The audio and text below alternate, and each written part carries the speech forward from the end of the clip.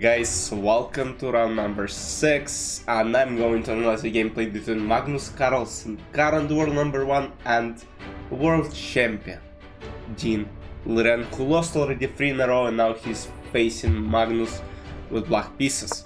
Knight f3, so Magnus is going, he doesn't go for e4, or d4, he's going for knight f3, which is a very interesting approach when you play such a strong player like Ding Liren.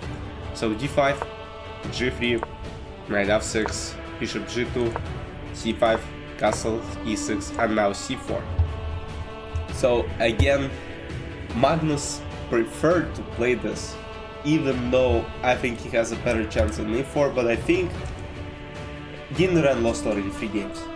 And if Magnus plays e4, Magnus probably thought that Ding might play e5, and then they might get to Berlin or something else, and then it probably will be a draw. By playing knight f3 and this system, you can actually play on without, basically you take your opponent to the position where he won't be able to make a draw very quick. He won't be able to get a position where there are no chances of, winning. So takes, d3, bishop d6. So Magnus is basically wants to drag Ding Liren into the dark deep forest and beat him there. So, and it's the right tactic, because Ding Liren lost 3 classical games in a row, as I said, and now it's a great chance for Magnus to strike again and win the 4th, and Ding will lose the 4th one, and that's insane. Bishop 7, f4, so Magnus decided, to try and attack. He plays queen e2, and now he plays g4. So the idea is this, knight e4, centralize the pieces, b5, b3, takes, rook b6, knight e4, again, the knight is good on e4, and after this bishop b7, there was some c5 move apparently, but I'm not sure why is it actually good.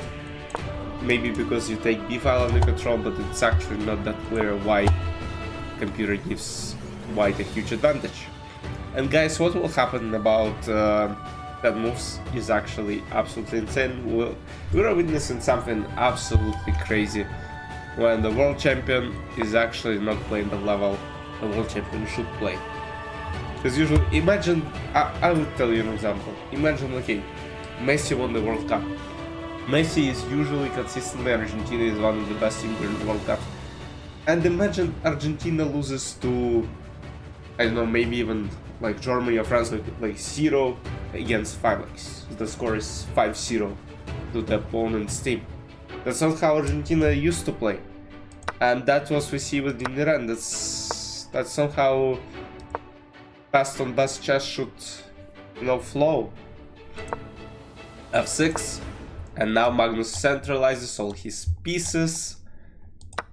Takes, and now Magnus has 2 bishops, and Ding Liren has a knight and bishop, and now basically Magnus threatened to take, but if takes, it doesn't even threaten too much. Bishop d6, king h1, queen c5, bishop g3, rook d8, queen e2, knight d7, bishop f2. So now actually, Magnus is getting better and better. This pawn is actually a bit hard to protect.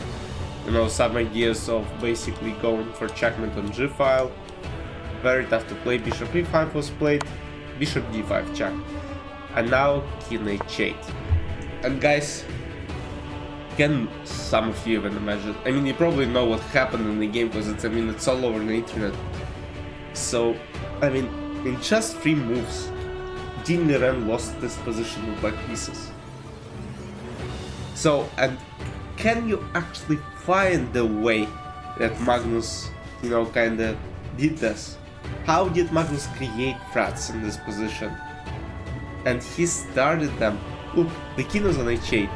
And let's say we bring our pieces somewhere here, or somewhere here. Because let's say if we sacrifice our queen on h7 and our rook was on f4, rook h4 would be a checkmate. What Magnus does is queen h5. This move is a mistake, but this move has a clear idea. This move, Magnus saw an idea. Magnus saw that rook e4, then rook h4, and how Dean is going to protect. So Dean is playing queen f8. Dean is playing queen f8. I mean, that's not bad. Magnus plays rook e4. And now, guys, the next move is just absolutely unbelievable. So the only move that holds is actually the easiest move to make in this position. There's nothing even to think about, just h6 and no threats.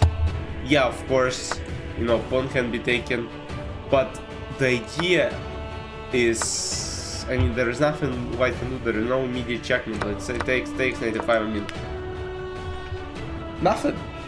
nothing, guys.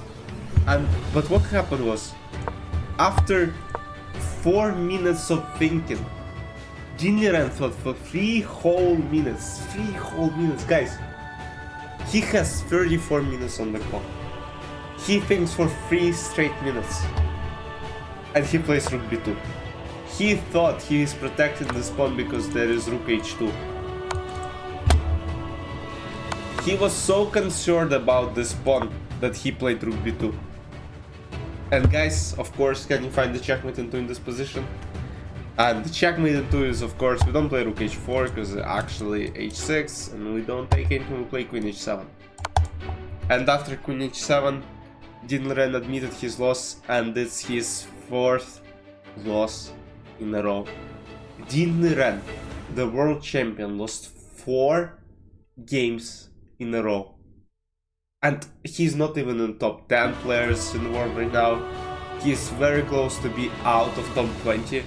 Something is crazy about this thing right now.